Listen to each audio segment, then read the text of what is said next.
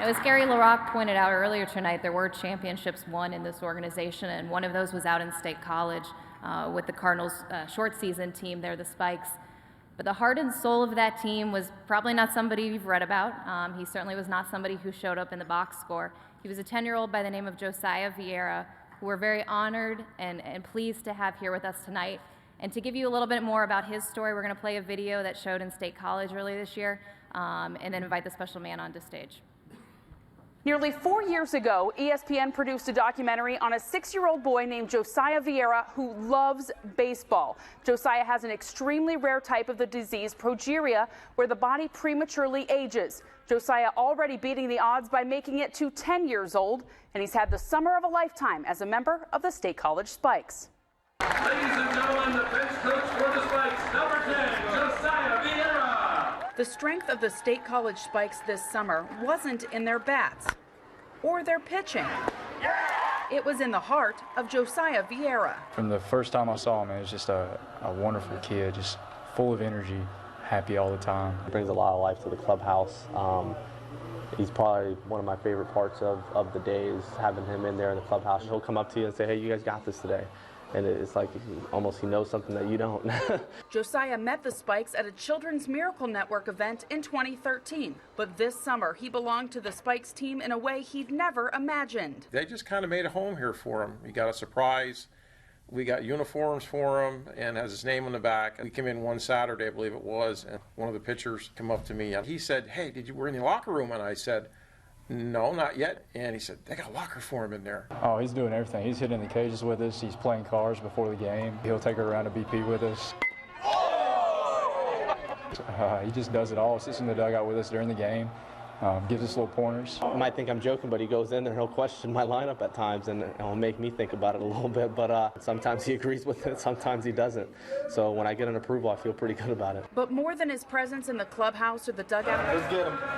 Let's go. it's his spirit that drives the Spikes. A boy who has overcome life-threatening infection and surgeries. A fighter who will live in the hearts of the Spikes forever. It doesn't matter about winning or losing for him as much as it is just playing the game and being a part of it. You see how blessed you are by seeing what he's gone through and seeing his attitude. He has such a character about him. For such a young guy, he's truly somebody to look up to. They all say he's his good luck charm, but I kind of tell him, like, look, I know that you like good luck charm, but I hope he inspires you to play baseball.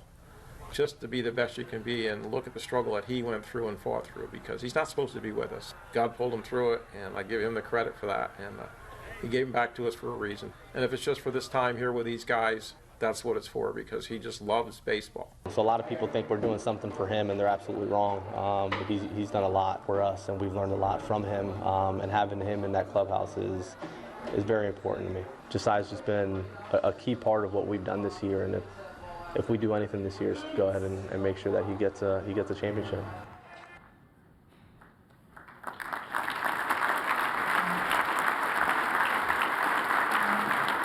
It's my honor to introduce to you Josiah Viera.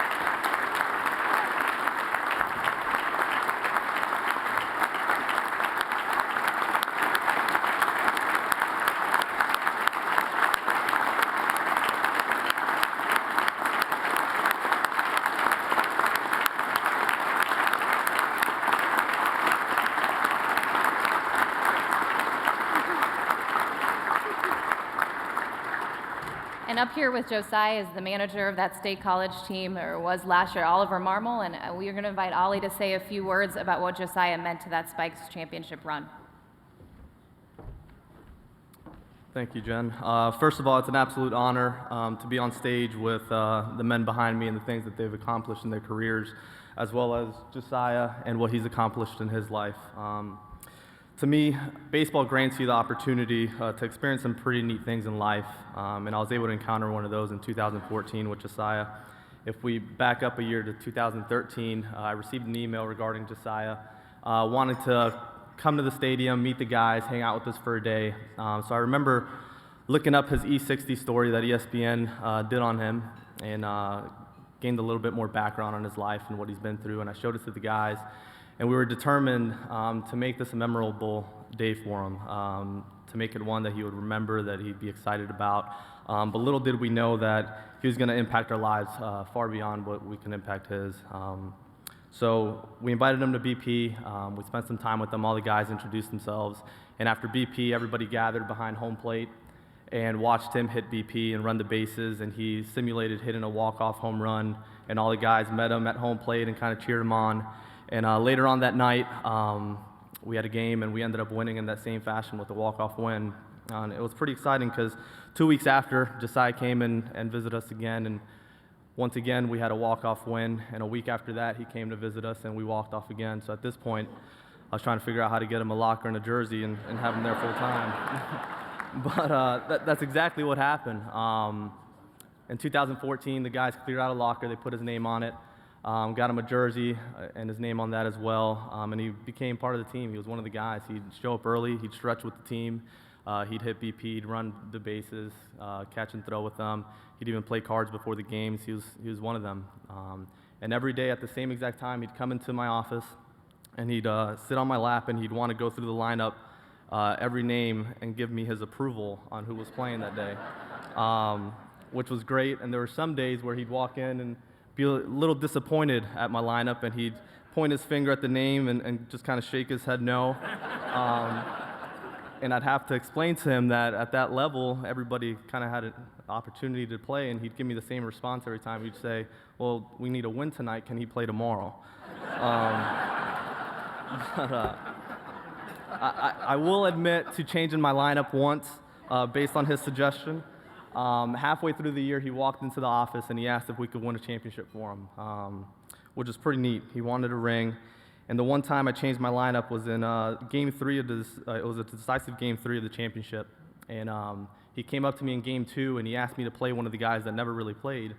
And I told him I didn't think it was a good idea, being that it was an important game, and we ended up losing that game. So I went ahead and fired him in the third game, and that player ended up getting 3 RBIs and helped us win the championship that night. So it was pretty exciting. But yeah.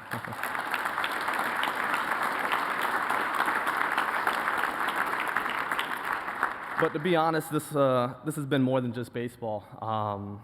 Those of us that had the pleasure of experiencing it, really, we gained a new perspective on life. It meant more to us than just baseball. And to be completely honest with you, Josiah has more fight and more courage in him than I could ever dream of having. So thank you for an unbelievable season.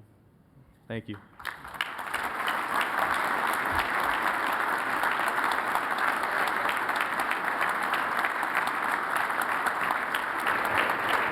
You know, when I called Ollie several weeks ago to tell him we were going to honor Josiah, he rearranged his schedule so that he could be here. It meant that much to him. And, you know, when we as a committee found out that Ollie was going to be here, we thought, what a perfect opportunity to honor him and also recognize him. As many of you know, he's been a manager in this system now for 3 years. He's on his way to Palm Beach to manage the high A team next year. As we heard earlier, he can also translate very well. What you might not know about Ollie, though, is what he does off the field, and that his biggest impact actually comes away from the game of baseball. For the last several years, Ollie has been making a difference in the lives of underserved and underprivileged children across the world. It started with a 2011 trip that he took to Guatemala when he spent time at an orphanage. He and his wife came back from that trip, and at that point forward decided that they were going to donate half of the money they earned from his side business, which is called Omar Performance, to give back to children in this world that don't have as much as they do. Half of their income. Since then, they've stayed true to that pledge. They used the money that they donated in 2012 to feed a Haitian village for 6 months. All of a sudden, people that maybe had 1 meal every 3 days had 2 to 3 meals every day because of their generosity. He most recently traveled to Nicaragua, where he helped build a home along with some of the members of the State College Spikes team.